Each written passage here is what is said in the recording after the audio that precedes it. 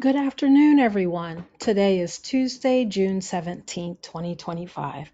I'm Dr. Yamonja Smalls, Director of Professional Development for the Maryland Department of Health's Developmental Disabilities Administration. We welcome you to today's Waiver Amendments 2025 webinar, where the focus is on services and provider qualifications. Before beginning, we want to ensure civility for all meetings. The free expression of diverse viewpoints is an essential value for our group. This freedom comes with the responsibility to engage respectfully, which involves treating one another with dignity and respect in good faith. Uncivil behavior, disruptive conduct, abusive language, threats, or harassment will not be tolerated and may lead to being excused from the meeting. If you would like to use closed captioning so that you can read what is being said, click this button. Sometimes the transcription's not exact, but it's pretty close. Today's presentation is available for you to download in the handout section. Click here where you see the paper clip to download the presentation slide deck. The webinar is also being recorded and will be made available tomorrow on the DDA YouTube channel under the DDA Medicaid Waiver Amendments 2025 playlist, and the presentation slides and webinar recordings will be available on the DDA Waiver Program website tomorrow as well. All attendees are in listen-only mode, and your mics and cameras are turned off. If you have a question and you'd like us to read and answer, please click here where you see the question mark to add your question to our list. On DDA's panel today, we have Robert White, Chief Operating Officer, DDA's Director of Federal Programs and Integrity, Rhonda Workman, and Nova Evans, our Deputy Director of Federal Programs and Integrity. And now I'd like to turn the mic over to Robert White. Good afternoon, Robert. Good afternoon, Dr. Smalls. How are you today?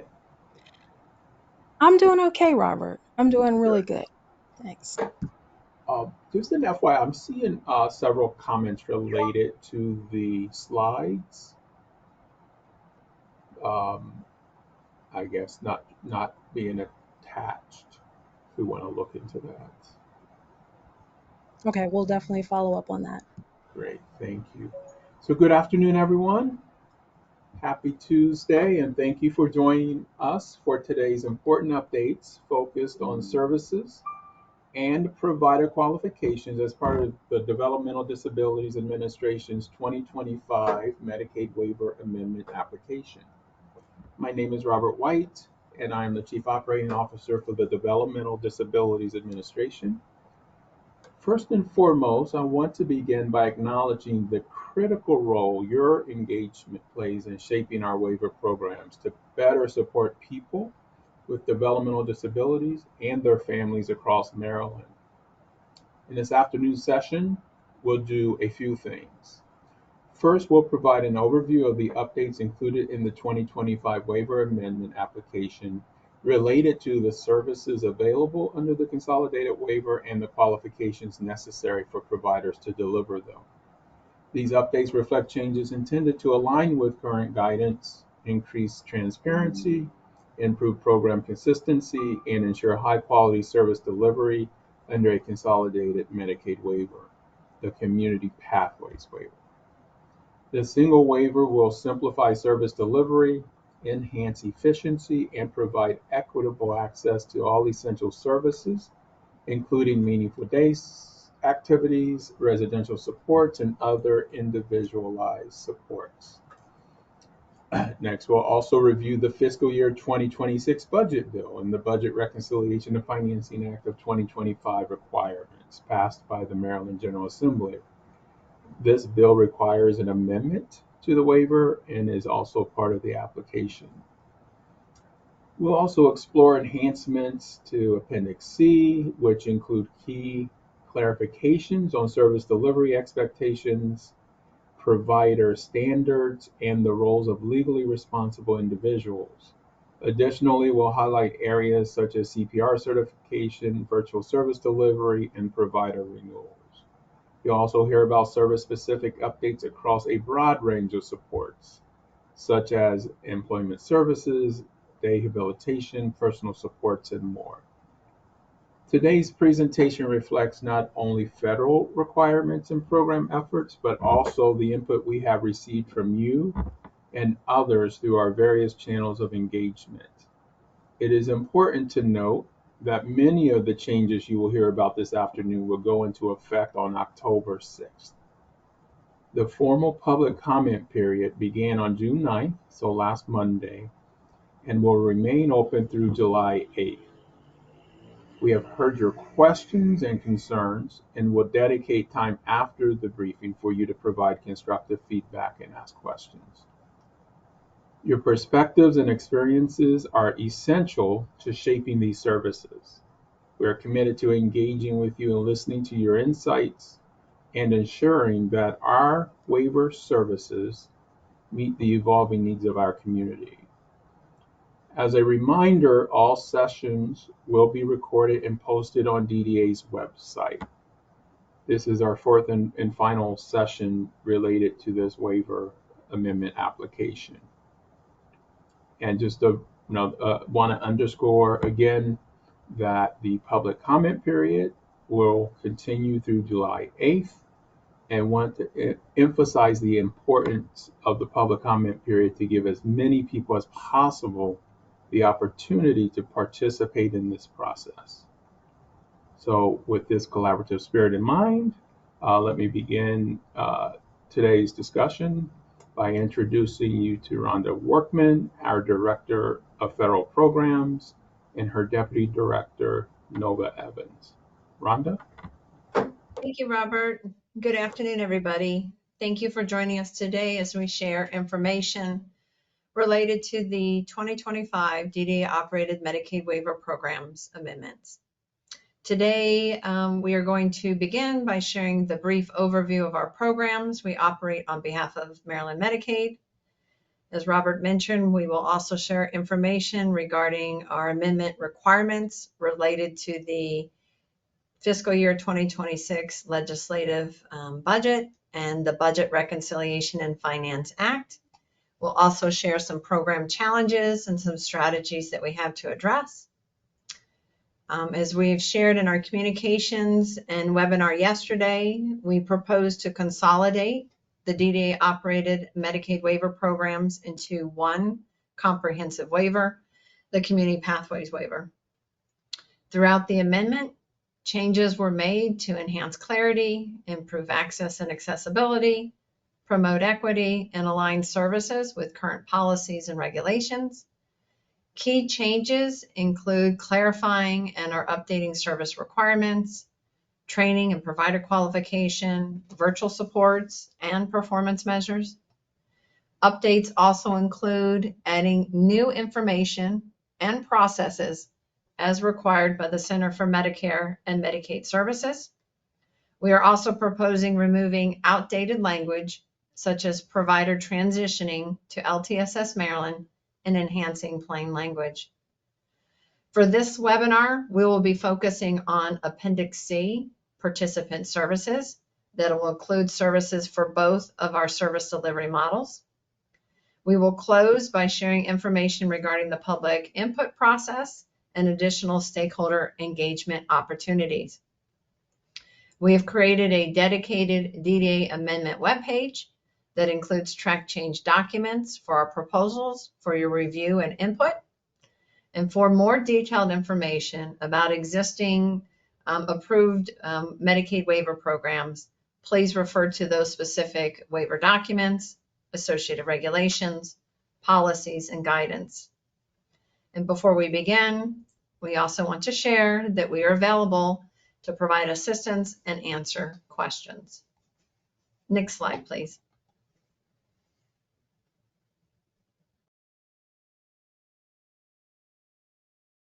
This is our agenda for today. We'll do the overview, review the budget bill and program challenges, and then Appendix C. Next slide, please.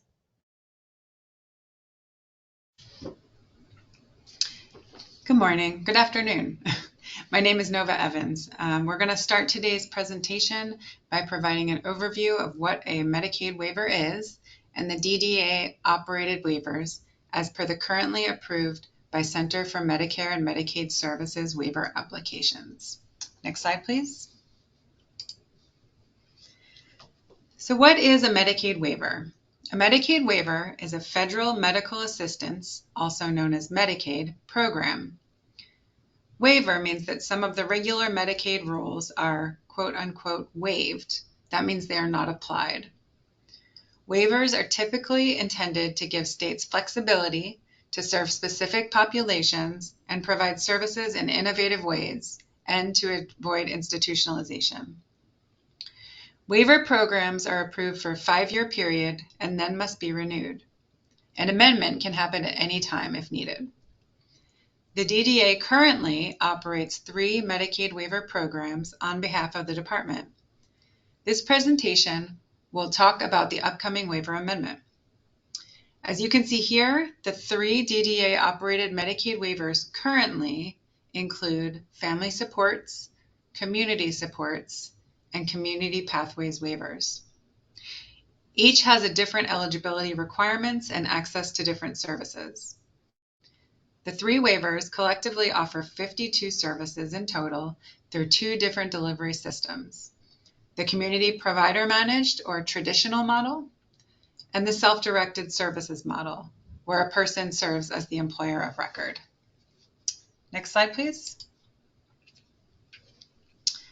This slide notes meaningful day services offered through the waiver. These are currently available to participants in the community supports and community pathways waivers. As you can see here, these are employment services, career exploration, supported employment, community development skills, day habilitation, and medical daycare. Next slide, please. This slide notes the various support services offered through the waiver. Most of these services are currently available to participants in all 3 waivers: the family supports, the community supports, and the community pathways waiver. As noted here, the support services include assistive technology, behavioral support services, environmental assessment, environmental modification, family and peer mentoring supports, family caregiver training and advocacy supports, individual and family-directed goods and services, housing support services, live-in caregiver supports, nursing support services, participant education training and advocacy supports, personal support services, remote support services, respite care, support broker services, transition services, transportation services, and vehicle modifications. Next slide, please. This slide notes the various residential services offered through the waiver.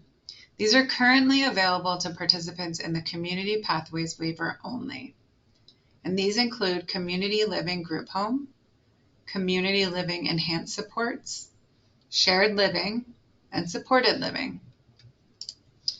Next slide, please. Thank you, Nova. Now we're going to review the budget bill and program challenges. Please note we're still working on the issue with attaching the presentation to the paperclip. If we're not able to get that established during the webinar, we will send out the presentation, and also it will be posted on the dedicated waiver amendment page. Next slide, please. So the fiscal year 2026 budget bill and the Budget Reconciliation and Finance Act of 2025 requires amendments to address cost containment strategies. This includes updating dedicated hour rates, specifically changing the rate for residential dedicated supports from 87% of the rate to 86% of the rate. It also includes updating the geographical differential rates for services. Geographical differential rates are used for Calvert, Charles, Frederick, Montgomery, and Prince George's counties. The budget bill also includes creating a new day-to-day administrative waiver service, and the Budget Reconciliation and Finance Act updates individual and family directed goods and services by removing the restriction to limit the services. Next slide, please.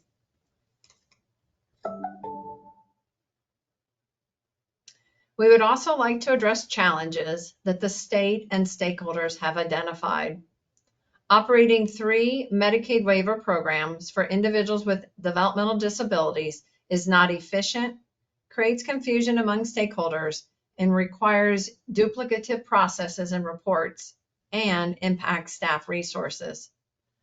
Creating one program will help to decrease the overall volume of applications to the Eligibility Determination Division, or EDD, decrease waiver application packets for coordinators of community services, decrease person-centered plans for reviews by the DDA regional offices, and speed up participant enrollment. Currently, individual needs that can no longer be met in their approved Medicaid waiver program have to disenroll from that program and complete a new waiver application packet and process in order to receive services. New applications and delays in processing can impact enrollment and access to services to support health and safety needs. Creating one program will support immediate need to access services and address new health and welfare needs. As discussed during the legislative session, there are several concerns related to the sustainability of the DDA-operated Medicaid waiver programs. Costs for services, such as dedicated hours, self-directed service utilization, and other factors are growing at a faster rate, impacting sustainability of the program and impacting the federal cost neutrality requirements. We will continue to work with all stakeholders, including legislators, on program sustainability strategies over the next year. As needed, additional amendment proposals can be considered in the near future. Next slide, please. Next slide, please. This slide is a visual of the consolidation of the waiver programs. By merging the Family Supports, Community Supports, and Community Pathways waiver into one comprehensive waiver, the Community Pathways waiver, all participants will have access to the full array of support services, meaningful day services, residential services, all based on assessed need. This will improve our efficiencies, ensure equitable access, provide a more person-centered approach to supports, and increase timely access to services. Next slide, please.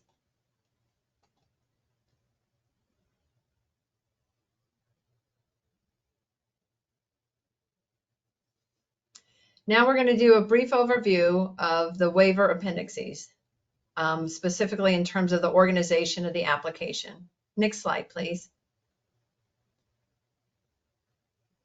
This slide is an overview of the structure of the Medicaid waiver program application. Each application includes specific appendices, like chapters in a book, that contain required information and or options for states to consider. For this webinar, we will be focusing on the bolded appendix on the slide, Appendix C, Participant Services. This appendix outlines the state's responsibilities regarding participant services and service planning. It describes the types of services available, the criteria for those services, and how they are delivered to meet the needs of the participants. Throughout the presentation, we will share some proposed updates, but please refer to our track change proposed waiver amendments for additional information. In addition, for additional information regarding the entire proposed amendment, please refer to the June 16th recorded webinar regarding the amendment that covers the waiver appendices. The link to the PowerPoint presentation and the recorded webinar is now available on the DDA Medicaid Waiver Amendment page. Next slide, please. So now let's talk about Appendix C, the services updates. Next slide, please. All federal waiver program applications include details related to services in Appendix C. This is our largest appendix within our waiver document, and it will list the service descriptions, service requirements, limitations, service delivery model, and provider types and qualifications. In the following slides, we will talk about the proposed update changes to each service. Some updates that are being proposed would be applied to all services. Others may be specific to a specific service.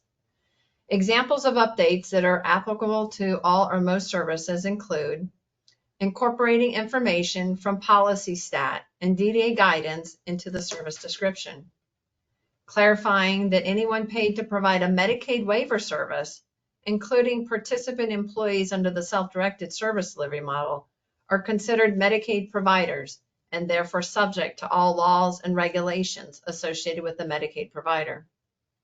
We've removed the Deputy Secretary waiver of provider qualification standards and have clarified that for Medicaid approved providers, so these are DDA certified providers and DDA licensed providers, that they must submit the renewal application at least 60 days prior to the expiration of the current approval. Next slide, please.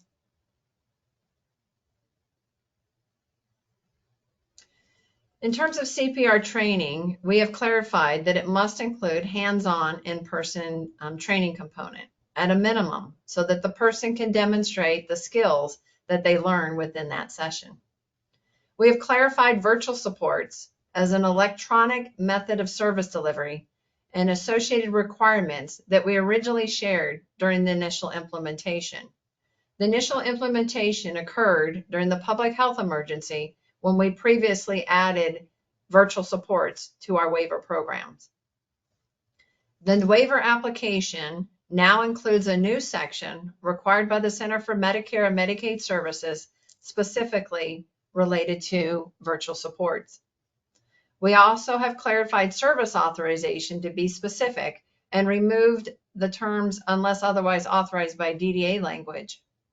And as I mentioned before, removing language related to transitioning to LTSS Maryland. As of September 2024, all DDA providers have transitioned to LTSS Maryland.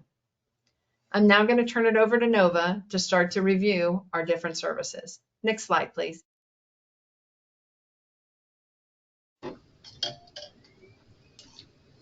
Thank you, Rhonda. So this slide shows the main update related to assistive technology and services. The purpose of assistive technology and services is to maintain or improve a participant's functional ability, enhance interactions, support meaningful relationships, and promote their ability to live independently and meaningfully participate in their community. For assistive technology and services, we propose the following updates. Adding language to clarify that assistive technology and services can be used as a creative solution to help with a participant's health and safety, build relationships, and increase independence at home, in the community, or at work.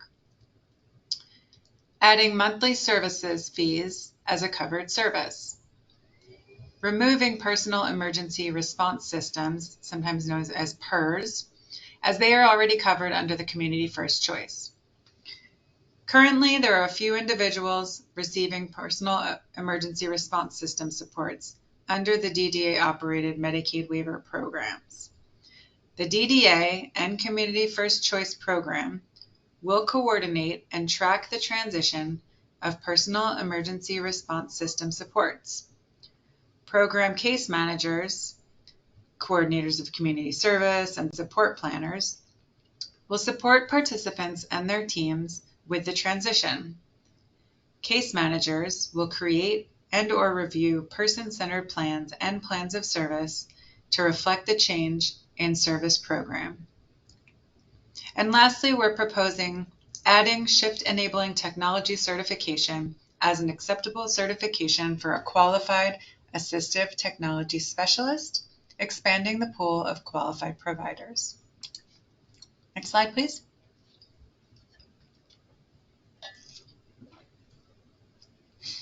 This slide shows the main update related to behavioral support services.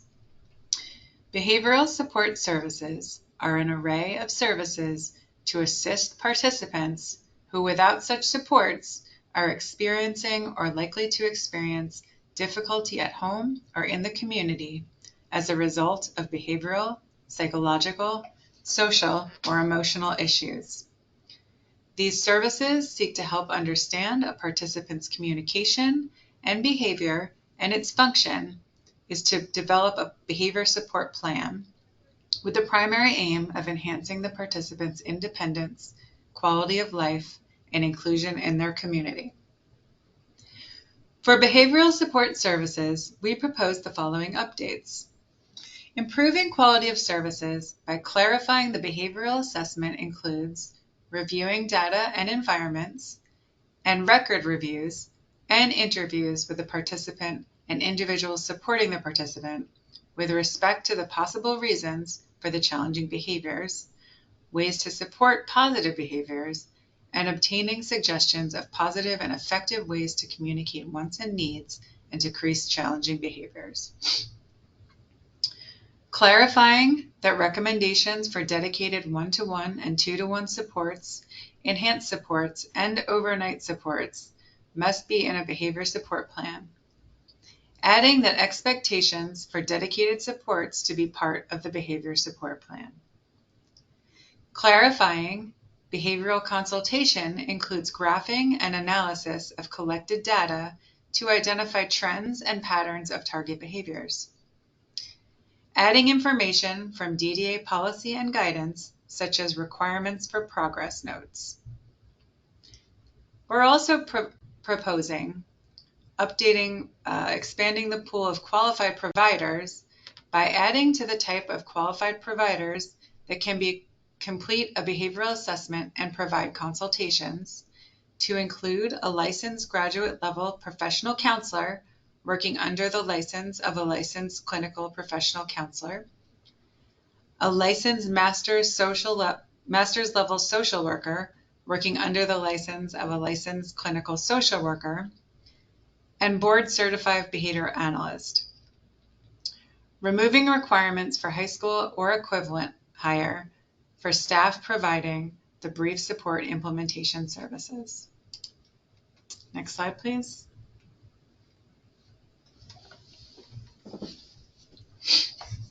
This slide shows the main update related to career exploration, training requirements required within the 3 months of hire in the following. Career exploration are time-limited services to help participants learn skills to work toward competitive integrated employment. Career exploration includes facility-based supports, small group supports, and large group supports. For career exploration, we are proposing adding staff training requirements as noted in the Meaningful Day Services Training Policy. Examples include, but are not limited to, basics of employment first and customized employment, facilitation of natural supports and principles of fading, the role of the job coach, basics of benefits awareness, and basics of self-employment. Next slide, please. This slide shows the main updates related to community development services. Community development services provide the participant with development and maintenance of skills related to community membership through engagement in community-based activities with people without disabilities. For community development services, we are proposing the following updates. adding that dedicated supports can be provided for participants new to services and participants in services who have a specific documented behavioral or health and safety needs for up to 6 months while a behavior support plan and nursing care plan gets authorized and developed. For people in self-direction, adding the option to provide training and benefits, and adding staff training requirements as noted in the Meaningful Days Services Training Policy. Next slide, please. This slide shows the main updates related to community living enhanced supports and community living group home.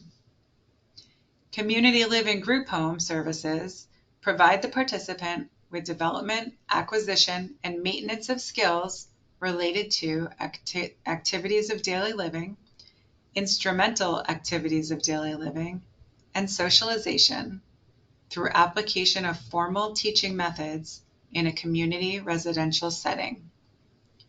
Community living enhanced supports participants who exhibit challenging behaviors or have a court-ordered conditions for release or probation restrictions with the development, acquisition, and maintenance of skills related to activities of daily living, instrumental activities of daily living, socialization, and safety of self and others by providing additional observation and direction in a community residential setting. For community living enhanced supports and community living group home, we are proposing the following updates.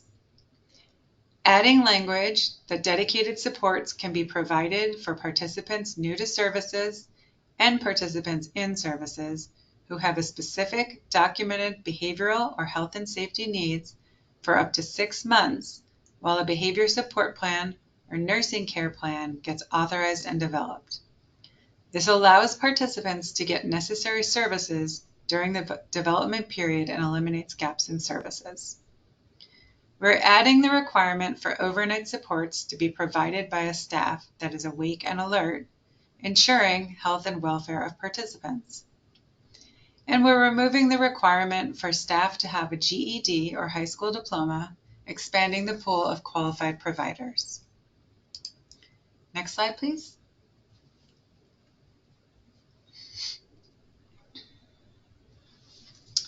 This slide shows the main updates related to dehabilitation. Dehabilitation services provide the participant with a development and maintenance of skills related to activities of daily living, instrumental activities of daily living, and vocation and socialization through application of formal teaching methods and participation in meaningful activities.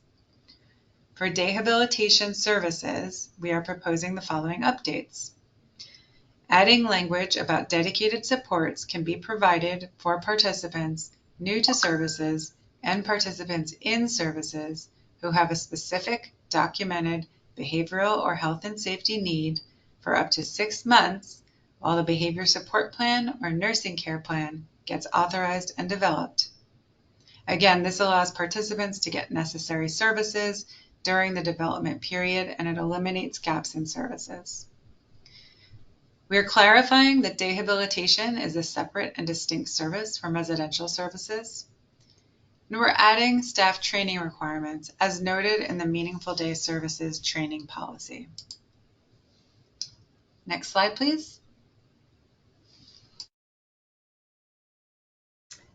Thank you, Nova. This slide shows the main updates related to employment services.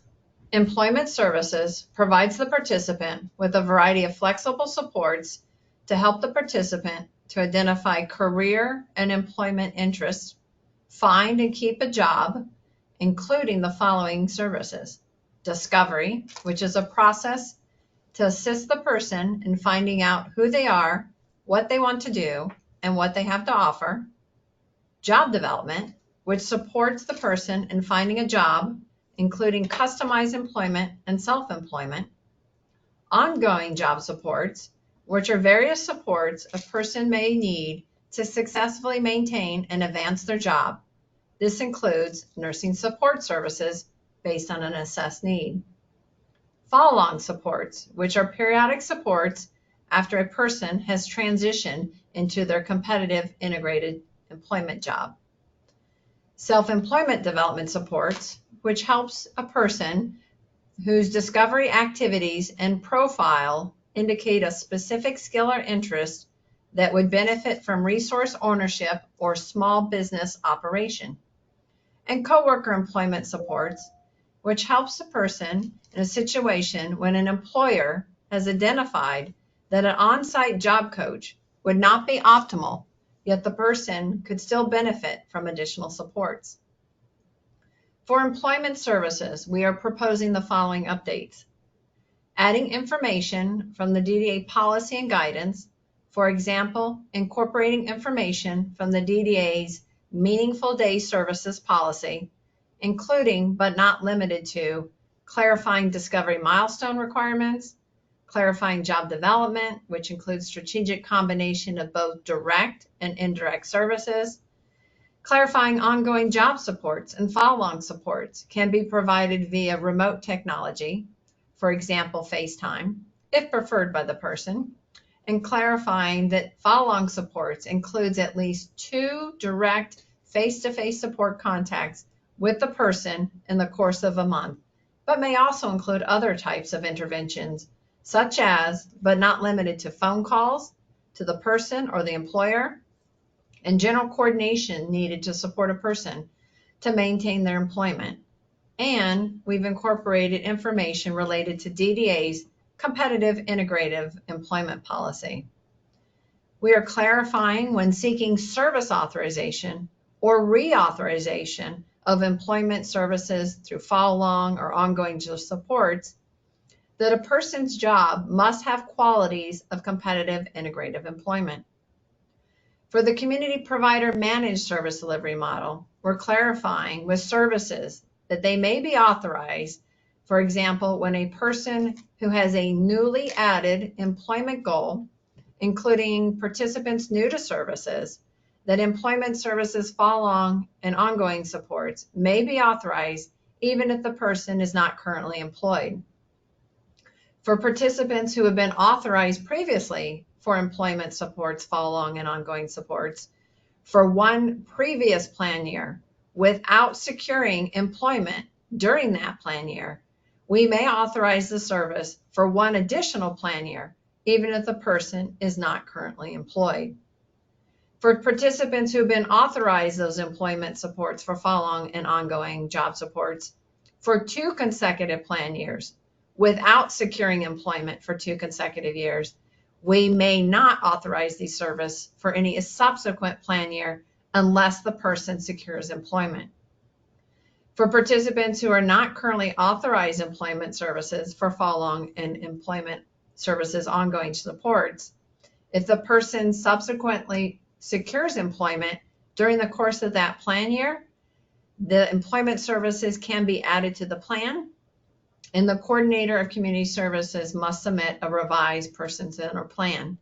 And that revised person-centered plan should be noted that the employment was secured and marked as an urgent plan. Next slide, please.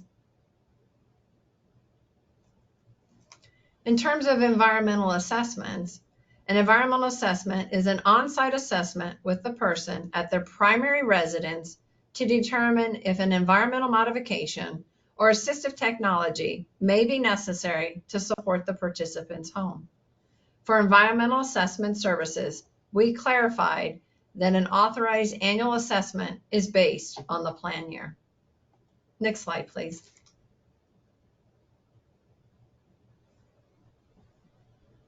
This slide shows the main updates related to environmental modifications. Environmental modifications are physical modifications to the participant's home based on assessment designed to support the participant's efforts to function with greater independence or to create a safer, healthier environment.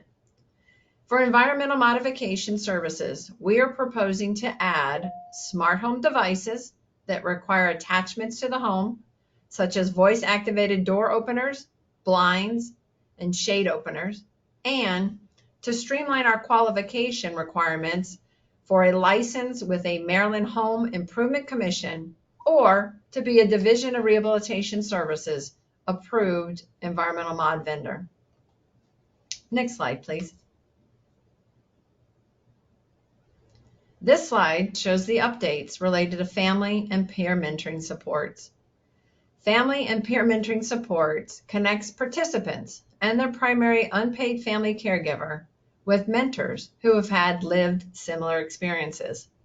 These mentors provide invaluable support in navigating systems, local resources, and community services while helping participants and families build knowledge, skills, and confidence to achieve their goals and live their best life. For family and peer mentoring support services, we are proposing the following updates. Clarifying that mentors provide supports in navigating systems, local resources, and community services while helping participants and families build those knowledge, skills, and confidence. Family mentoring is provided to the participant's primary unpaid caregiver by a family member peer, while peer mentoring is provided by a person with a disability to the participant. And we propose to eliminate the requirement for a bachelor's degree, highlighting the importance of lived experiences as a mentor. Next slide, please. This slide shows the updates related to family caregiver training and empowerment services. Family caregiver training and empowerment services provides education and support to the family caregiver of a participant that preserves the family unit and increases confidence, stamina, and empowerment to support the participant. Education and training activities are based on the family caregiver's unique needs and are specifically identified in the participant file. For family caregiver training and empowerment services, we are proposing to add an organized healthcare delivery system as a qualified provider option. Next slide, please.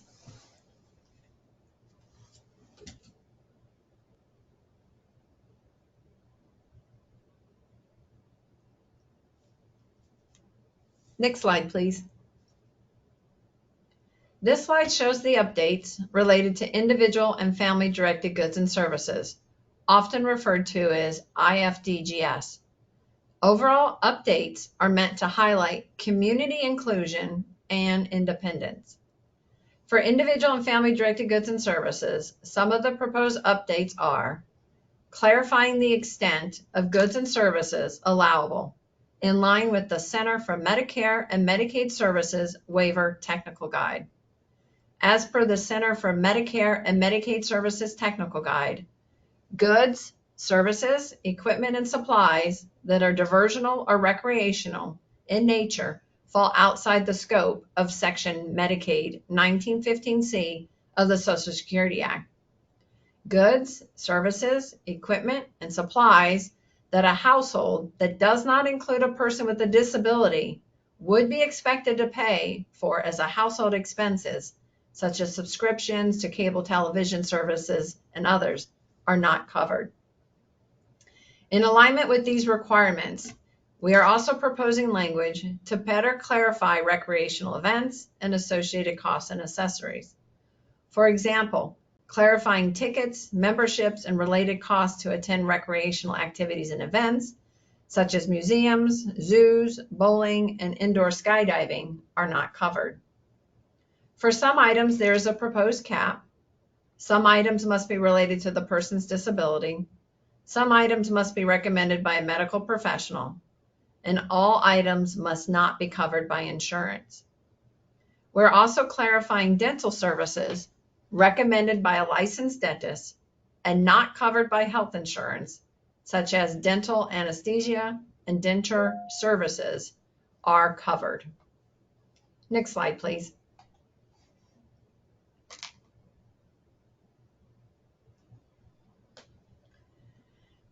We are also proposing updates in terms of adding the person must first access integrated programs or activities that are available to the public, free or at a lower cost. Programs and activities that are exclusive for individuals with disabilities are not covered. We're clarifying goods and services must be the most effective way of meeting the participant's needs. And clarifying reimbursement is based on reasonable and customary fees. Clarifying that goods, services, and equipment and supplies cannot pay for common household expenses. And we are also clarifying that DDA cannot pay for items and services purchased prior to DDA's approval of the individual and family directed goods and services requests. We are clarifying that goods and services requests cannot be submitted if the person does not have an active and approved initial, revised, or annual self-directed person-centered plan. Next slide, please. In terms of day-to-day administrative supports, we have clarified that day-to-day administrative supports provide assistance with a participant who self-direct their services with household management and scheduling medical appointments. As per the budget bill, we have added day-to-day administrative supports as a specific service for which funding may be authorized. We consulted with the Center for Medicare and Medicaid Services, who advised us to keep the service within the individual and family-directed goods and services. We have created a new person-centered plan drop-down service option in the detailed service authorization section, similar to the standalone staff recruitment and advertisement. Day-to-day administrative supports will have its own unique billing procedure code and drop-down options. The service description includes information regarding a decision tree checklist. This information was drafted based on a discussion with a self-directed advocacy network of Maryland Advocate. The decision tree checklist is to be used to identify 1, task a participant can do for themselves with or without assistance from others. 2, support and training to help the participant to learn to complete tasks themselves. 3, current team members, Medicaid services, and local, state, and federal resources that can assist with the task. And 4, unmet needs that a day-to-day administrator can provide within the scope of the approved Medicaid waiver service.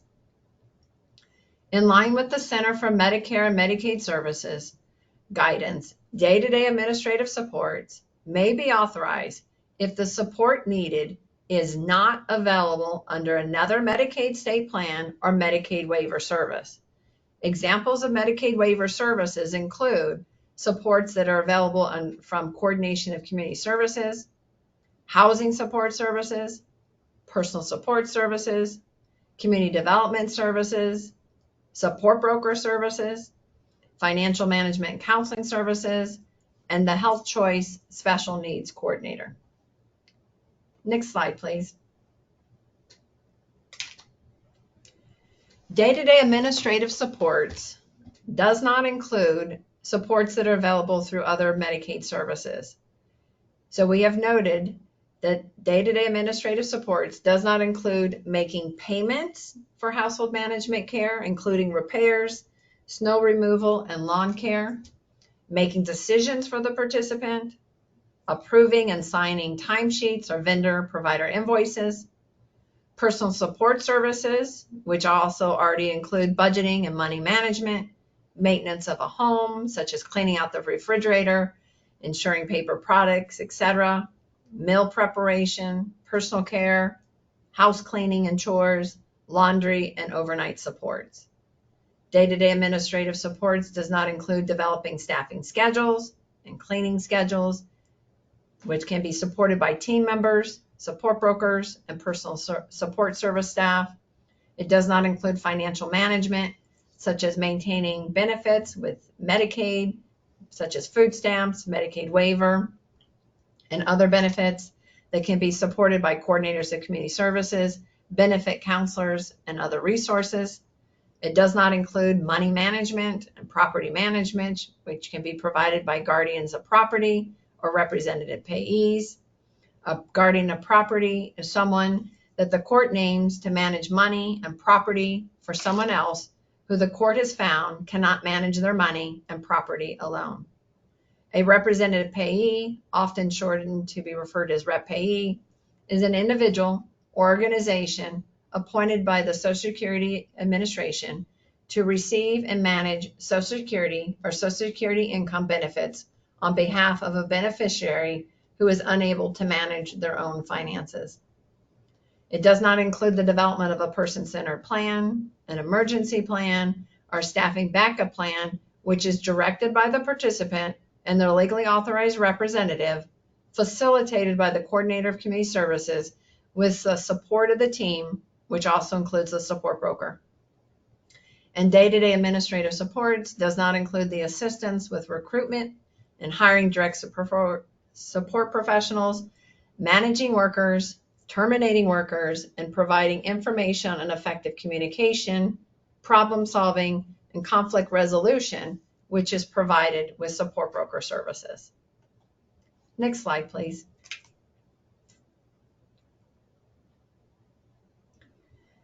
This slide relates to service limits. The Budget Reconciliation and Finance Act of 2026 requirement includes the removal of restriction to funding limits associated with individual and family directed goods and services. The DDA is proposing to reinstate the previous limit of $5,000 per year from the total self-directed service budget for goods and services. Participants currently approved for individual and family directed goods and services above this limit can continue to utilize the authorized amount through the end of their plan year. This limit does not include funding that is associated with the day-to-day administrative supports. Day-to-day administrative supports must be reasonable and may be provided up to 10 hours per month.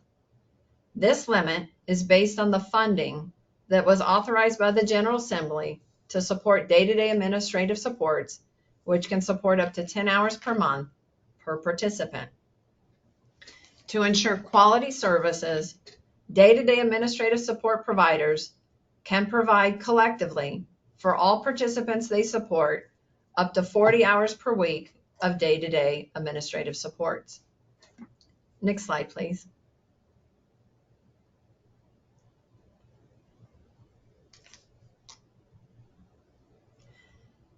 This slide provides information related to provider qualifications and who can provide. Day-to-day administrative supports must be 18 years of age or older. They must pass a criminal background investigation and live in Maryland. A legally responsible person and legal guardian of the participant cannot be paid by the Medicaid waiver program to provide this Medicaid waiver program service. Relatives can provide the service if they're not also a legal guardian or legally responsible person. We look forward to receiving your input and recommendations on the proposal related to day-to-day administrative supports. Next slide, please.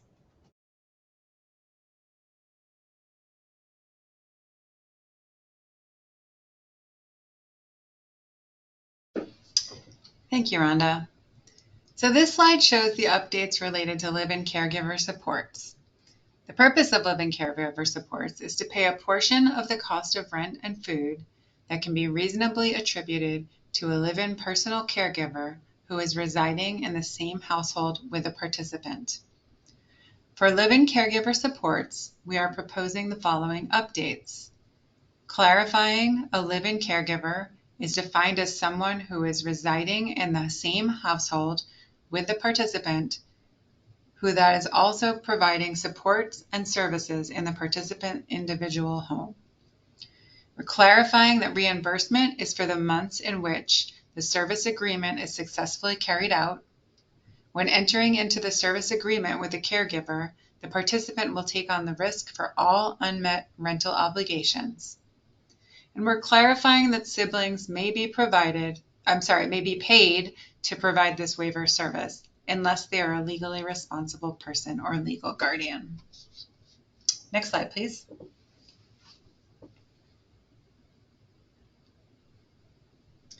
This slide shows the updates related to medical daycare. Medical daycare services provide medically supervised health-related services in an ambulatory facility setting, as defined in Code of Maryland Regulations 100907.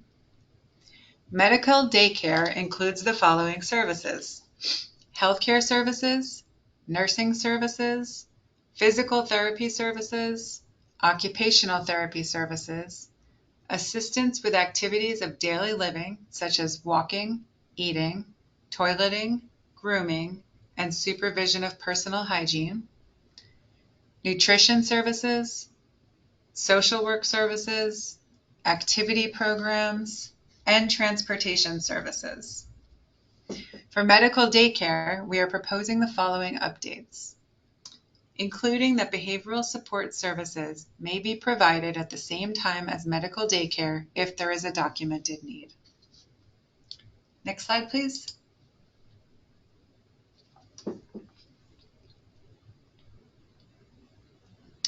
This slide shows the updates related to nursing support services. Nursing support services provide a registered nurse licensed in the state of Maryland to perform nursing consultation, health case management, and delegation services based on the participant's assessed need. Nursing services do not include private duty nursing.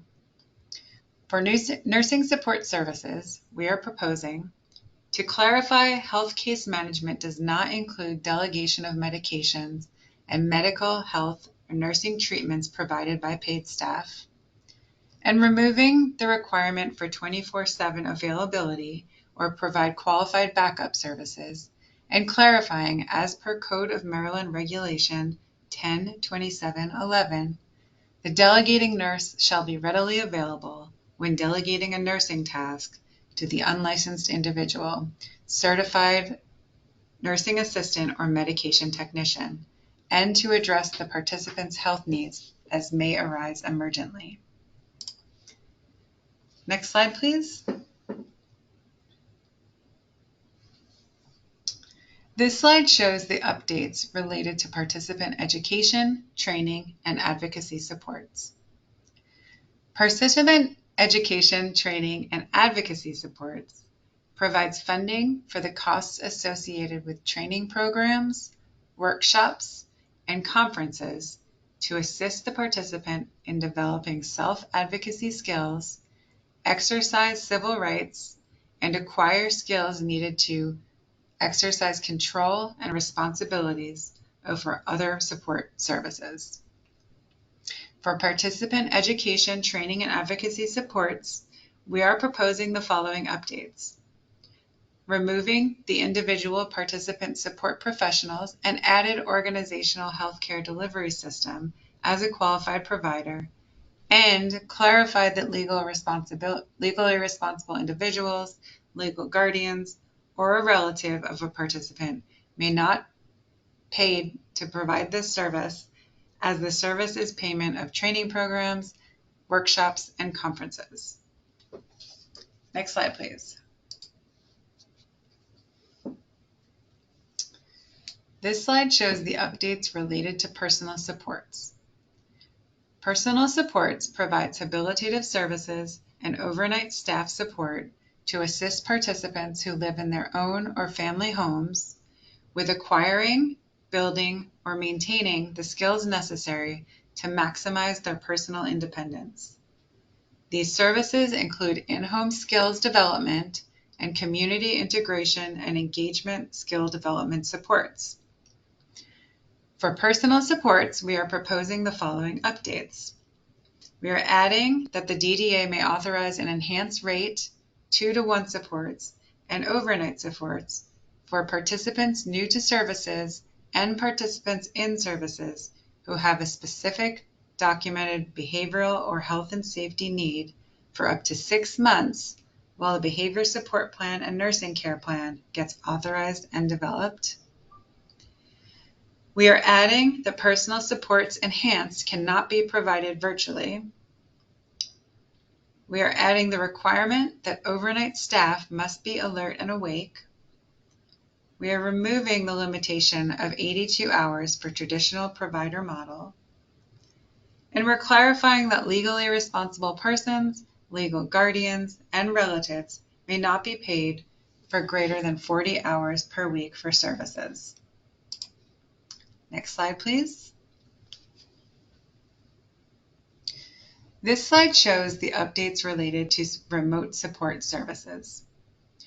Remote support services provide oversight and monitoring within the participant's home through an off-site electronic support system in order to reduce or replace the amount of staffing a participant needs while ensuring the participant's health, safety, and welfare.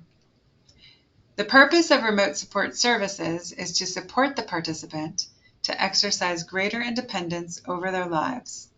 It is integrated into the participant's overall support system and reduces the amount of staff support a person uses in their home while ensuring health and welfare. For remote support services, we are proposing updating the service definition to include that remote support services allow the participant with the options to have control over the equipment, including the ability to turn off the remote monitoring device or equipment if they choose to do so, unless otherwise required as noted in the behavioral support plan or nursing care plan. This gives the participants great autonomy and flexibility over their life. Next slide, please. This slide shows the updates related to respite care services. For respite care services, we are proposing the following. Clarifying that respite purpose is to provide the primary caregiver and participant with a break from their daily routines. Clarifying that respite may not be provided by the primary caregiver. Removing day trips as an allowable service component. Adding that state respite camps must be certified by the Maryland Department of Health. And clarifying out-of-state camps may be approved by DDA based on state licensure requirements. Next slide, please.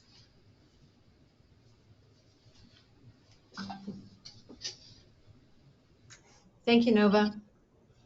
This slide shows the updates related to support broker services. Support broker services provides information and assistance in support of self-direction. Support broker services is used to provide information to ensure that the participant understands the responsibilities involved with directing their services and assist the participant in developing the skills necessary to independently direct and manage their Medicaid waiver program services and providers, including employees, vendors, and DDA providers as the employer of record. Proposed updates to the support broker services includes the following. Updating the description and requirements based on the Federal Center for Medicare and Medicaid Services Technical Guide. The updates are to simplify the information and to prevent duplication of activities with case managers and day-to-day administrative supports. Clarifying that support brokers may provide supports for reviewing timesheets and invoices, but the participant always makes the decision. Adding requirements for the support broker to sign and adhere to a code of conduct. Clarifying support broker administrative non-billable activities, which includes attending training, correspondence or research, creating and invoicing invoices, and travel. Clarifying that individuals and organizations providing support broker services may provide no other paid service to the DDA operated waiver participant.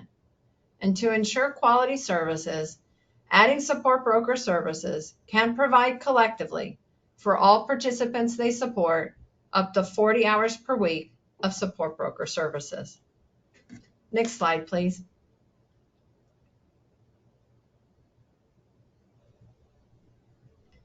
The proposed update to support broker services also includes clarifying initial orientation and assistance authorized up to 15 hours for the first month when enrolled, enhancing qualified providers to include required training in the code of conduct, removing requirements for first aid and CPR, and clarifying support brokers must satisfactorily complete all the DDA required support broker training and requirements, and clarifying that a designated representative may never be a support broker for the participant. Next slide, please. This slide shows the updates related to supported living services. Supported living services provides participants with a variety of individualized services to support living independently in the community. Here again, we propose the DDA may authorize dedicated supports for participants new to services and participants in services who have specific documented behavioral or health and safety needs up to 6 months while a behavior support plan and nursing care plan gets authorized and developed. We're also adding the requirement that overnight staff be alert and awake. Next slide, please. This slide shows the updates related to transition services. Transition services provide certain funding for allowable expenses related to the participant when they are moving from an institutional setting to a group home or private residence in the community in which the participant or their legal representative will be responsible, or 2, when the person moves from a community residential provider to a private residence in the community for which the participant or the legally responsible representative will be responsible. For transition services, we propose to add that this service to include the cost of training for direct support professionals who will be supporting participants with complex medical or behavioral needs prior to the transition date to ensure health and welfare on the first day of community services. And also removing the individual provider type and establishing the organized healthcare delivery system would pay for the services. For services provided under the self-directed service delivery model, it is important to note that the financial management and counseling service providers are all organized healthcare delivery system providers. Next slide, please. This slide shows the updates related to transportation services. Transportation services are designed specifically to improve the participant and family caregiver's ability to independently access community activities within their own community in response to a need that's identified in their file. For the purpose of this Medicaid waiver program service, the participant's community is defined as places the person lives, works, shops, or regularly spends their day. The participant's community does not include vacations in the state. For transportation services, we propose to provide supports within the participant's community and remove day trips as an allowable service component. Next slide, please.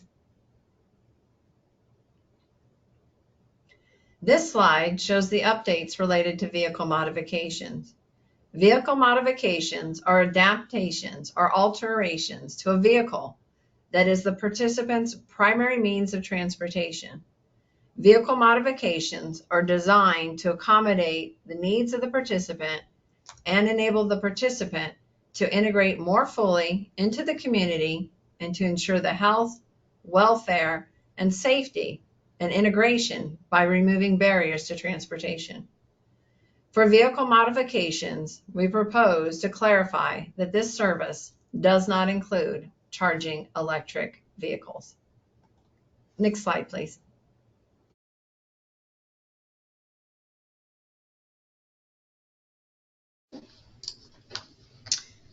Thank you, Rhonda. So this slide shows the updates related to Appendix C1 and 2 through 5.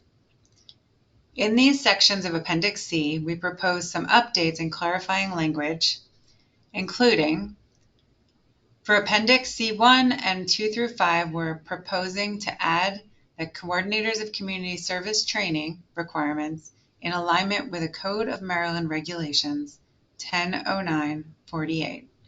This training includes expectations related to integration and full access to the greater community, community settings rule, and person-centered planning.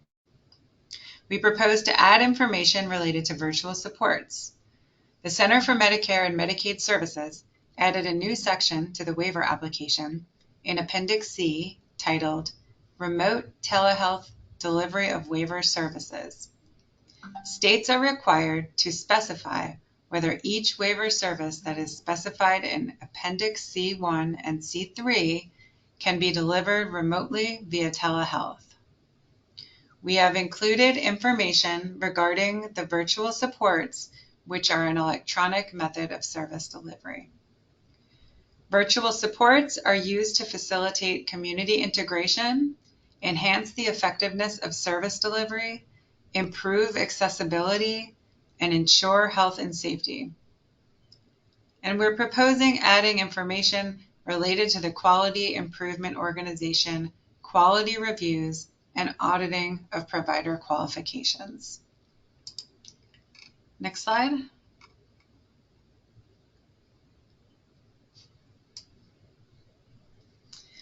In Appendix C5 has to do with general waiver service specifications.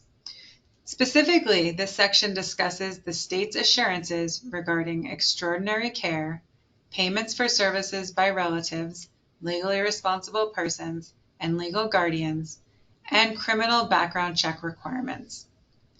The Center for Medicare and Medicaid Services waiver notes extraordinary care means exceeding the ordinary care that would be provided to a person without a disability or chronic illness of the same age, and which are necessary to assure the health and welfare of the participant and avoid institutionalization.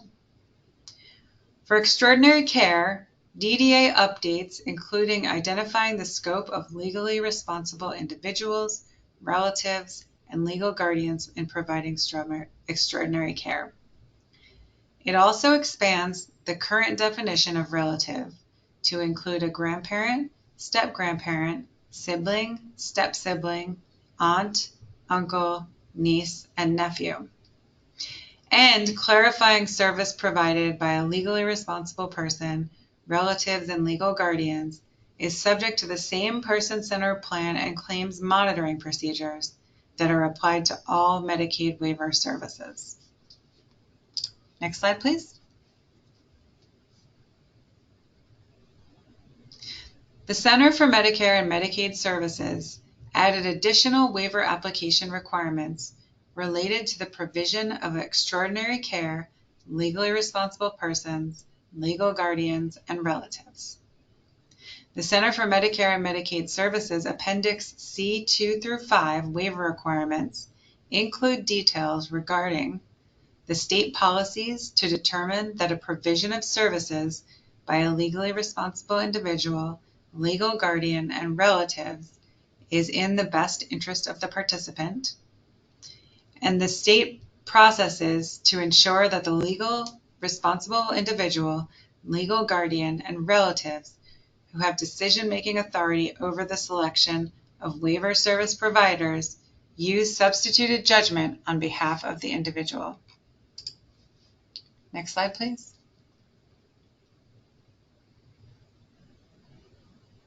Additional Center for Medicare and Medicaid Services Appendix C2 through 5 waiver requirements include details regarding the limitations on circumstances under which payment will be authorized or the amount of personal care and other services for which payment may be made, safeguards the state will implement when services are provided, and the procedures that are used to implement required state oversight.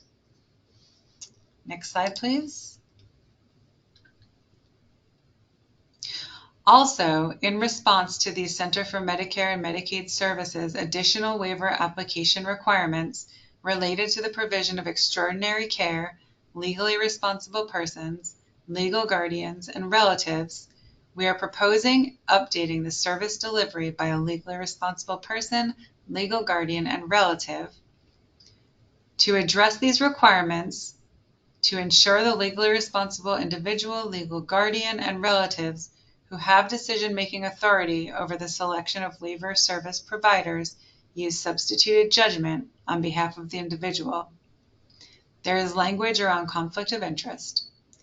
We added legally responsible persons, legal guardians, and relatives providing services cannot make decisions regarding service delivery. For example, wage exception rates, number of hours, etc. And we added that participants must have a signed supported decision-making agreement to support making independent decisions regarding service delivery. Next slide, please. We have also defined emergency, unplanned departures, and temporary exceptions. Brief or temporary exceptions are authorized for up to 90 calendar days in any fiscal year in the event of an emergency or unplanned departure. Proposed updates to this section include that participants are required to access their backup plan and emergency plans prior to seeking exception of the 40-hour limit, and that participants must submit an overtime request form. The request has to be approved before services are provided. Emergency or unplanned departures include unexpected circumstances such as inclement weather, sudden illness, or the unplanned extension of medical leave that prevents a worker from arriving at their job site and where another worker or unpaid caregiver is not immediately available to work. Sudden illness or the unplanned sickness of the participant, the sudden loss of an unpaid caregiver which kept the provision of paid services by relatives and legal guardians at or below 40 hours per week, or a worker unexpectedly quits or is terminated from employment such that the relatives and legal guardians must perform paid work in excess of the 40-hour limitation. Sudden notification of the employee's request to access unpaid leave, emergency termination of an employee due to fraud, waste, or abuse, or the inability to hire employees. To address this requirement, to determine that the provision of services by a legally responsible individual, legal guardian, and relatives is in the best interest of the participant, we have added that the request form is required for authorization before a legally responsible person, legal guardian, or relative provides services. And effective April 1st, 2026, participants seeking to use a legally responsible person to provide services must submit a request form. Next slide, please.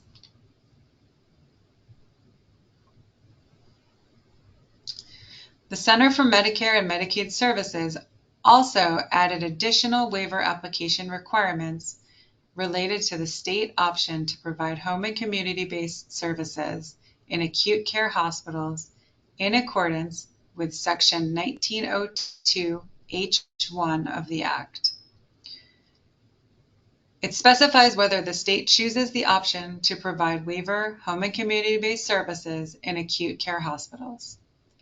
Under this provision, direct support services may be provided in an acute care hospital for the purposes of supporting the participants' personal, behavioral, and communication supports not otherwise provided in that setting.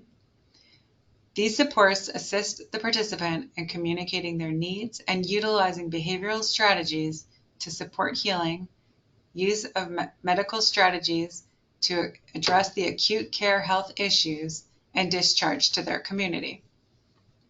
We are adding specific information about the DDA services that can be provided in acute care hospital settings and when direct support may be provided in those settings to support the participant's personal, behavioral, and communication supports not otherwise provided in that setting. The DDA-operated Medicaid waiver programs currently provides this opportunity for the following waiver services: community development services, rehabilitation services, personal support services, community living group home services, community living enhanced support services, and supported living services. We also clarified safeguards related to the participant satisfaction, health and welfare through coordinators of community services, quarterly monitoring, and follow-up activities. Next slide, please.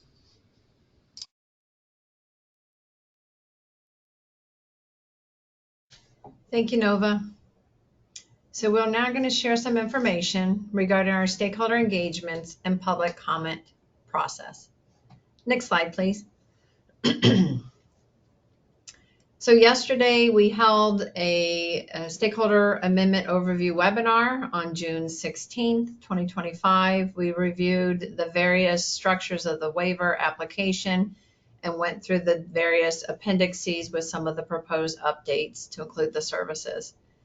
That presentation and the recorded webinar is available on the DDA website on the dedicated DDA amendment page. Those slides were used and reviewed during our stakeholder engagements today, where we broke it up into different topic areas to review that same information and to expand question and answers. This morning we met and talked about the waiver application overview and the organization of it and the input process. In the midday, we reviewed things related to self-direction and reviewed specifically participant services outlined in Appendix C that are related to the self-directed service delivery model. And we also reviewed Appendix E, which relates to participant direction, directed services. This webinar was specifically related to Appendix C, where we reviewed the services and provider qualification proposals. That included for both service delivery models. Our formal comment period began on June 9th and will go through July 8th of 2025. We will upload and have all of the recorded webinars and the presentations on the dedicated DDA website for the amendment by tomorrow. It takes a little bit of time for the system to download the webinar, and then we will be uploading it on the dedicated page. Next slide, please.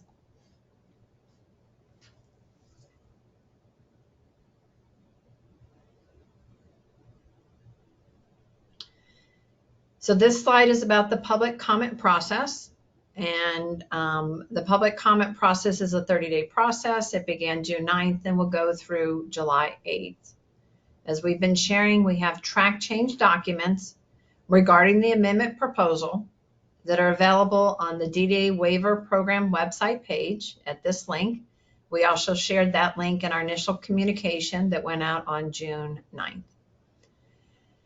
Comments can be submitted in two ways. One would be to submit directly to our dedicated email address, which is wfb.dda@maryland.gov, or you can mail your comments to the DDA Federal Programs at 201 West Preston Street, 4th floor, Baltimore, Maryland, 21201. Please note, to be considered, all comments must be submitted by July 8th, 11:59 p.m. So we're now going to go through our question and answer session. I believe Nova is going to help facilitate and ask those questions. So we look forward to hearing recommendations, alternative proposals, and your questions. Nova, I'll turn it over to you. Great, thank you. Okay, so first question. For whom does the new mandatory self-direction training requirement apply? Yep, so the self-directed training orientation would apply to new participants seeking to utilize the self-directed service delivery model. We are intending to utilize our current self-directed service training series. We have them available on the DDA website that you can look at and view at any time. Specifically, we're looking to utilize the first three modules related to the training series. And those modules include the self-direction overview, the self-directed service team, and person-centered planning. We encourage all participants using the self-directed service delivery model, their family members and team members, to review the self-directed training series to gain additional information related to the self-directed service model, strategies for hiring and managing employees and vendors, the budget sheet and modifications, self-directed forms, information related to DDA providers, electronic visit verification, goods and services, incidents and investigations, terminations, the support broker code of conduct, and labor laws. All right, thank you. Next question. Can a participant have more than one support broker? Yes, participants can have more than one support broker. They should outline that in their participant agreement and make sure that their financial management and counseling services provider is aware. Okay, next question. Are family that provide paid support to participants in traditional services through an agency have to get approval from DDA prior to participants in self-directed services? Prior to participants in self-directed services. I'm sorry. Prior to work, similar to what we've been talking about as family of staff and self-direction. Right. Yeah, we are looking to establish information so that we can know family caregivers, regardless of service delivery model, and utilizing that request form so that we can capture that information. So yes. Okay, great. How long will it take for an emergency request form to get approved? Since it's emergency, it may happen without notice. The DDA has the, in our service delivery system, we have the ability to have a emergency revised person-centered plan that can be created immediately to support immediate health and safety needs. So that can be done by reaching out to your coordinators of community services or your regional office. We also have the ability to flag a revised plan as an urgent plan, which we talked about a little bit today, related to our employment services when someone gets a job and is seeking to add those ongoing or follow-on supports. But in terms of an emergency situation, please immediately contact your coordinator of community services, and they can coordinate with the regional office to facilitate an emergency revised person-centered plan to address those needs. All right, thank you. Does the 40-hour week limit for family members or relatives pertain to each family member or total family members? For example, can 2 family members work up to 40 hours in a given week? Yeah, the 40-hour limit, which is currently in our approved waiver programs, is per family member. So each family member can work up to 40 hours. Great.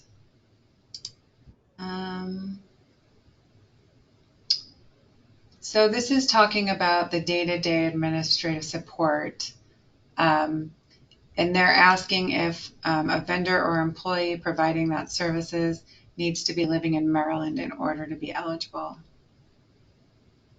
The answer is yes. As we put in our proposal, that the requirement would be 18 years of age or older, complete a criminal background check, and live in the state of Maryland.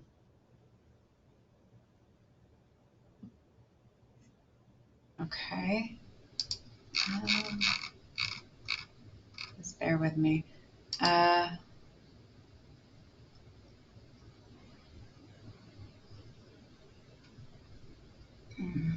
not right.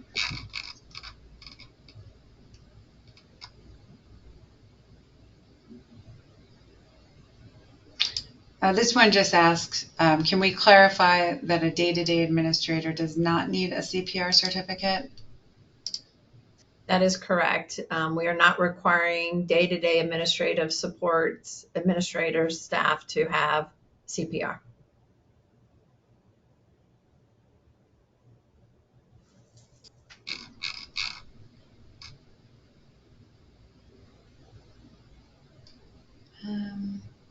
This is just asking about the slides. If you can get the slides.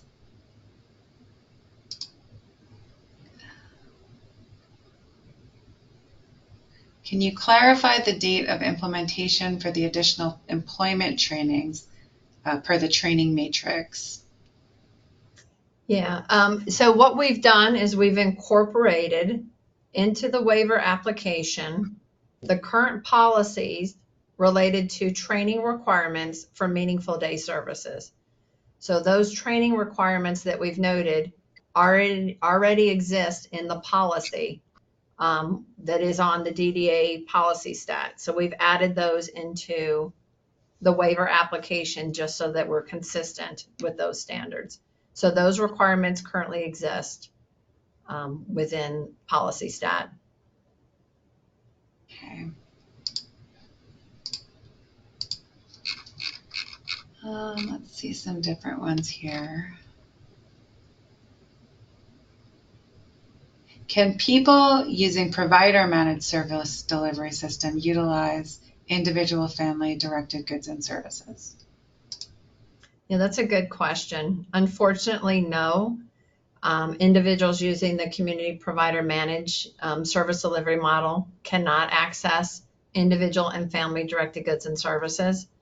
Individual and family directed goods and services is a service only available to individuals who self-direct their services using the self-directed service delivery model. This is as noted and restricted within the Center for Medicare and Medicaid Services technical guide. So it's not an option that we can provide under our community provider managed service delivery model.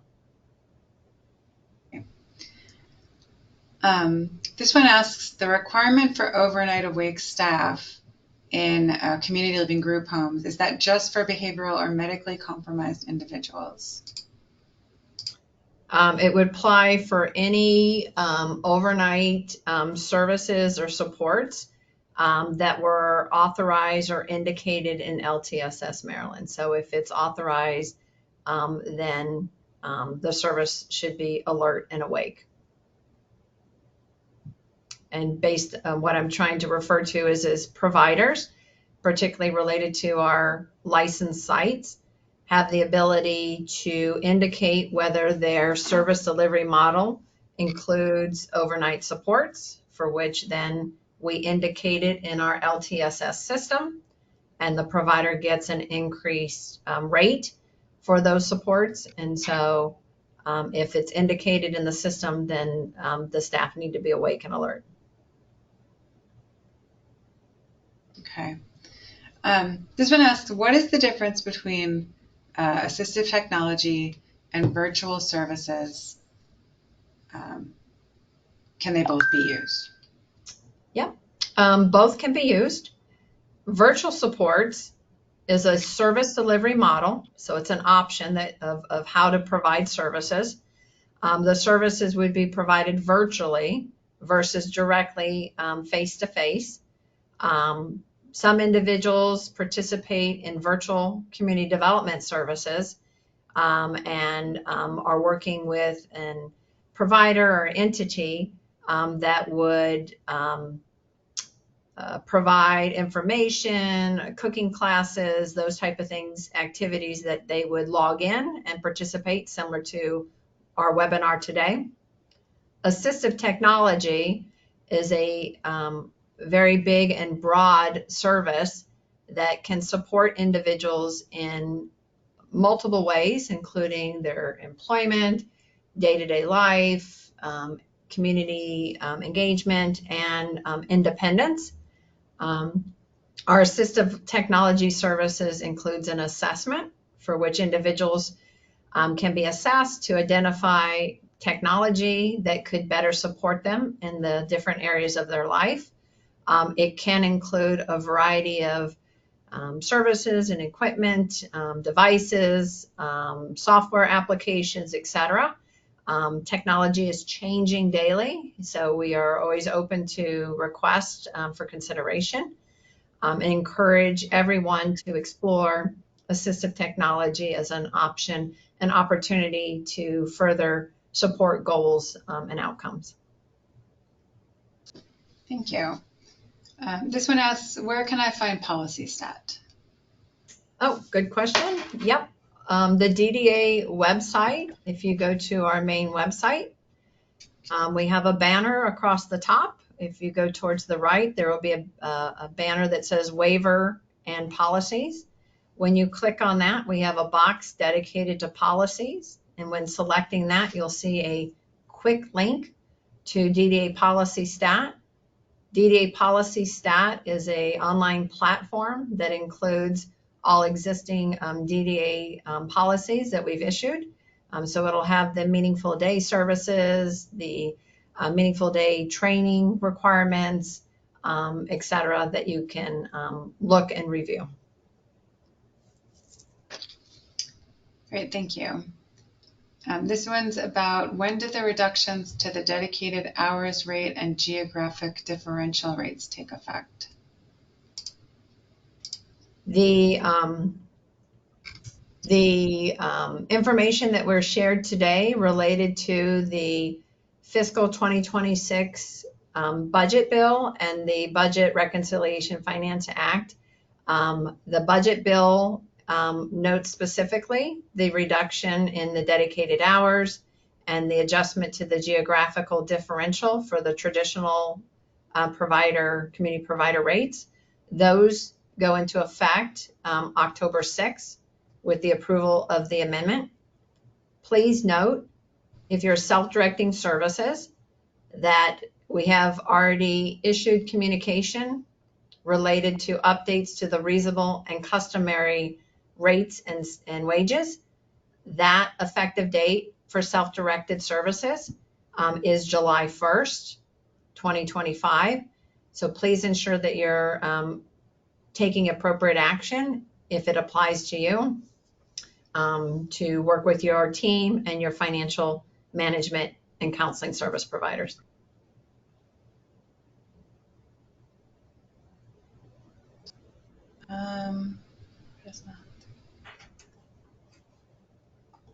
Not quite sure about that question.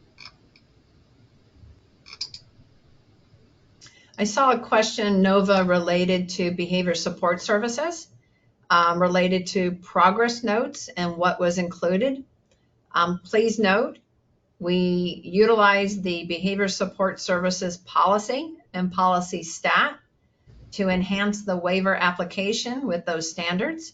And so for progress notes, as we've noted in the proposal and as currently in policy stat, should include the following components: assessment of behavioral supports in the environment, progress notes detailing the specific interventions implemented in accordance with the behavior plan and outcomes for the participant, data, trend analysis, and graphs to detail progress on targeted behaviors identified in a behavior plan, and recommendations. So those are the components for the progress notes, as noted in our existing policy and added to the waiver.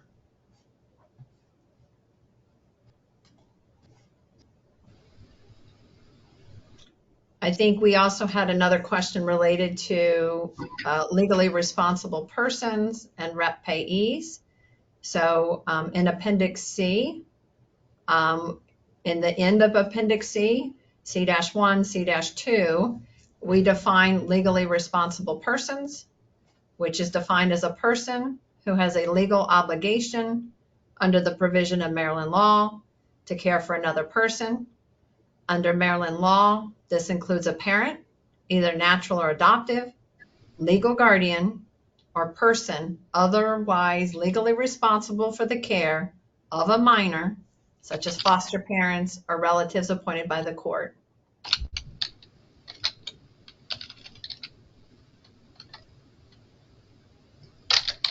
And I saw another question, Nova, related to C-2, C-1, related to community development services and whether legal guardians can provide that care.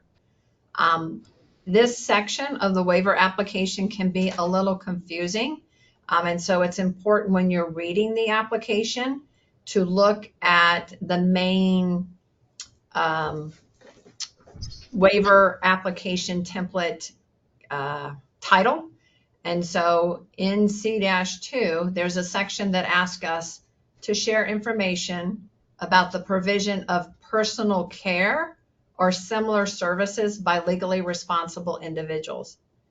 In this section, you'll see the definition of extraordinary care, legally responsible persons, relatives, legal guardian.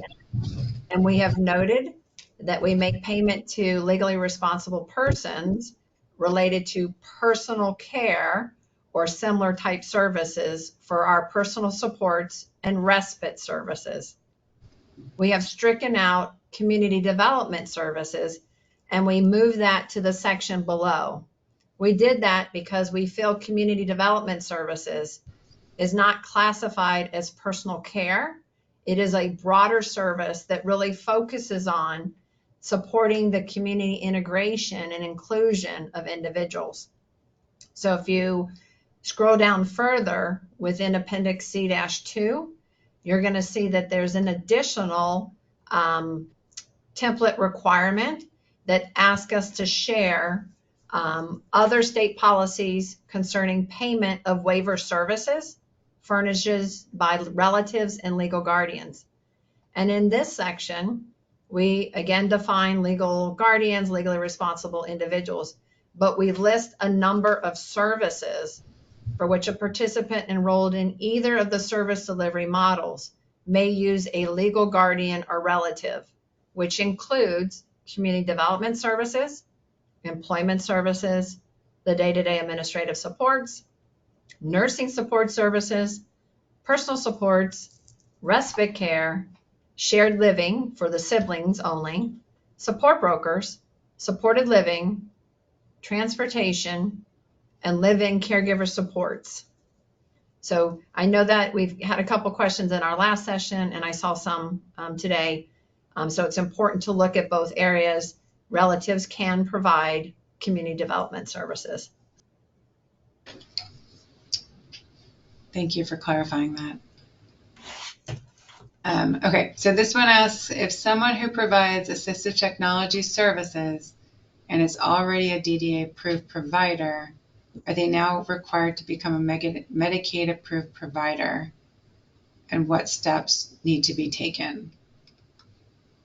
Yeah, if you are a currently DDA licensed provider or a DDA certified provider, with the exception of support brokers, you are already considered a Medicaid provider, because in order to be certified or licensed completely by us, you would have had to complete the E-PREP process, which involves the Medicaid provider application and enrollment as a Medicaid provider.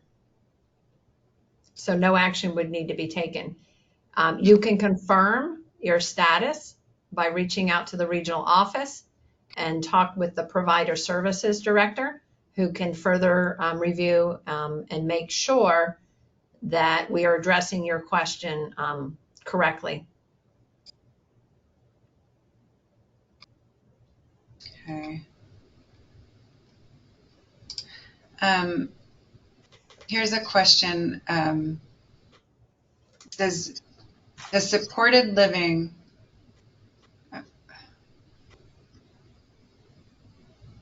I'm not sure if this, I'm going to phrase this right, but the question is, does supported living has to be moved to an OHCQ service? I think that might be an OHCDS. But if you have a question about that, I'm not sure I'm getting that correctly. So if you have a question about that, if you could please put that in the chat or reach out to your regional office, because I don't want to lose that. Yeah, so for supported living services, we actually certify providers who meet the standards to be a supported living provider. So it would be provided by a DDA certified supported living provider. The Office of Healthcare Quality will review incidents and investigations for type 1 incidents, which are listed in the policy on reportable incidents and investigations. We are not proposing to add organized healthcare delivery systems as a qualified provider for supported living at this time. If you'd like to make that recommendation, please include it in your public input.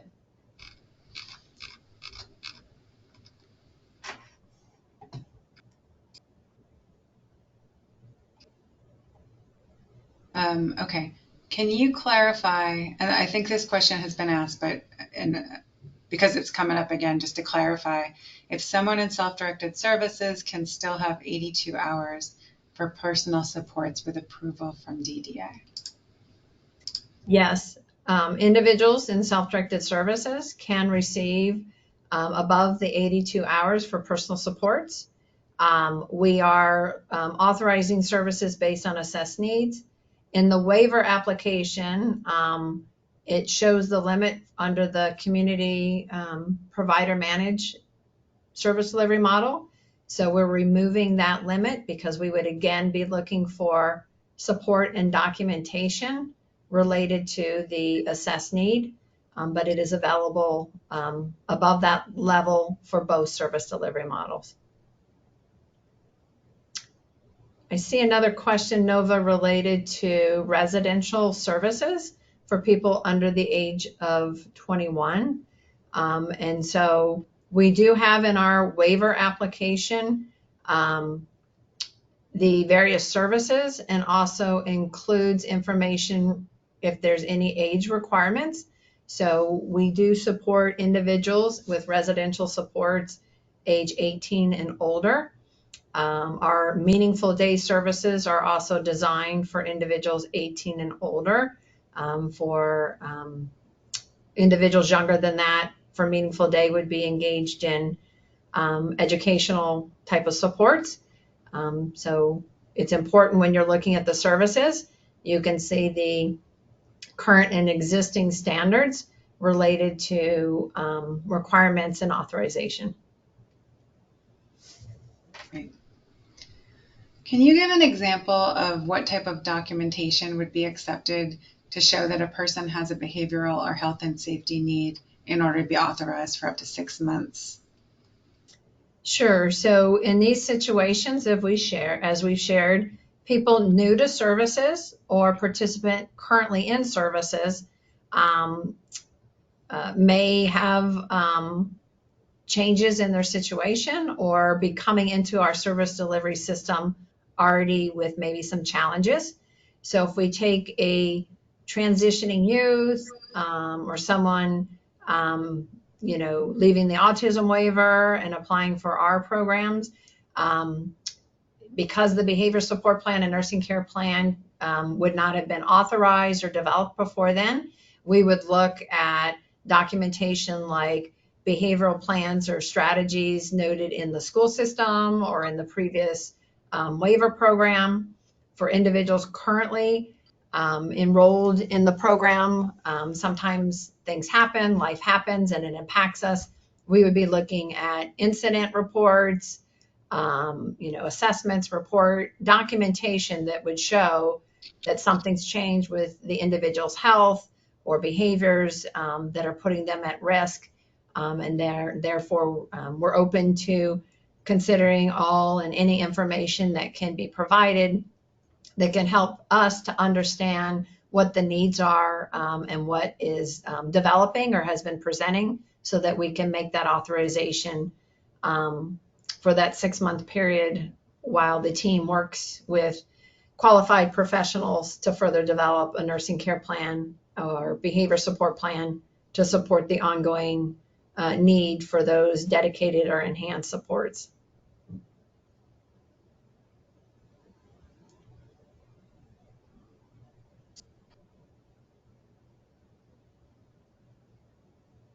Okay. I think we're also seeing some questions about training requirements. And so what we shared in our last webinar related to self-direction, please note in Appendix C, we have the provider qualifications, and in them, we have some details about direct support professional training requirements. As we shared today, we've added the meaningful day training requirements that are currently issued in the meaningful day training policy. For people who are self-directing, for services that are provided by direct support professionals, we have noted minimum requirements, which generally typically are CPR, first aid, criminal background check, medication technician requirements if you're providing delegated task, driver's license and insurance if you're transporting the person in the provision of the services. We also have the training matrix that is out on our website for the DDA provider training matrix that is available so that you could see other trainings that may be required. In the waiver application, we also noted general language related to DDA required trainings. And so those trainings would be noted within the policy or the training matrix specifically. So those would be the standards. We have not expanded those beyond what is currently in our policy stat and added those in there for the majority of the services. Okay, I have a question. Do you need to be a DDA approved provider to provide community development services in self-direction? Yes, so for community development services, we have DDA certified providers. We have a number of entities and organizations that provide services that they are reflecting as community development services. So that's something we could look at and consider. But in terms of the actual community development services, there are specific standards for providers for which we would seek that provider to be DDA certified.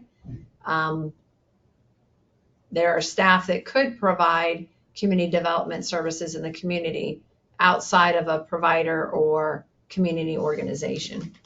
We're happy to consider any recommendations and thoughts on that matter in terms of how we can assure that individual self-directing services are supported with the quality and level of service standards that we have outlined for our DDA certified community development service providers.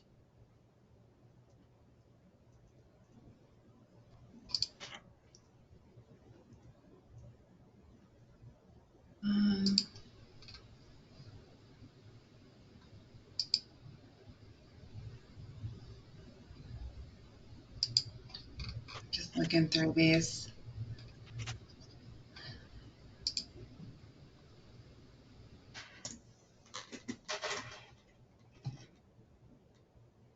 And I think we have some similar questions. So I know Nova's just trying to find new ones because we've been answering a lot of questions today in the various webinars. So just want to encourage you, if you have the time and opportunity, to review the recorded webinars that we shared yesterday and today, because some of these questions we have answered. They will be available, as we said. We'll be downloading it from the IT platform and then uploading it to the DDA website for the dedicated page. Yeah. And I'm seeing a number of questions that ask about will DDA be providing training and processes for some of the waiver proposals after they go into effect? And I would say yes, that we will be working to provide training and fact sheets and other things to help make sure folks have a smooth transition, that they're well educated and understand all the changes that we'll be proposing. Yeah, and we've shared earlier today that, the training and, information sharing will be for all of our stakeholders. So that will include the regional office plan reviewers, our support brokers, our coordinators of community services, our DDA providers, financial management counseling service providers. So please, if you have some additional suggestions, recommendations, please share them with us. As a reminder, as we kind of come to a close for this webinar, our public comment period is open now and it runs through July 8th. We are really interested in recommendations, alternative proposals if you have them, suggestions, and your comments. Please note that you can submit those to our dedicated email address, which is wfb.dda@maryland.gov, or you can mail them to DDA Federal Programs at 201 West Preston Street, 4th floor, Baltimore, Maryland, 21201. As a reminder, all comments must be submitted by 11:59 p.m. on July 8th. And Robert, I'm going to turn it over to you to see if you have any additional closing for us. Great. Thank you, Rhonda and Nova, for sharing all that great information today. And thank you, everyone who tuned in today. And again, as Rhonda mentioned, and as we've underscored several times, you will have up until July 8th to provide your comments and be part of this process. And we want to encourage everyone to do so. And we look forward to reviewing what you submit. Dr. Smalls, over to you. Thank you, everybody, for attending today's webinar. As Rhonda mentioned, all of the presentations and recordings will be available tomorrow on the DDA website. Have a good evening. Thank you. Bye-bye.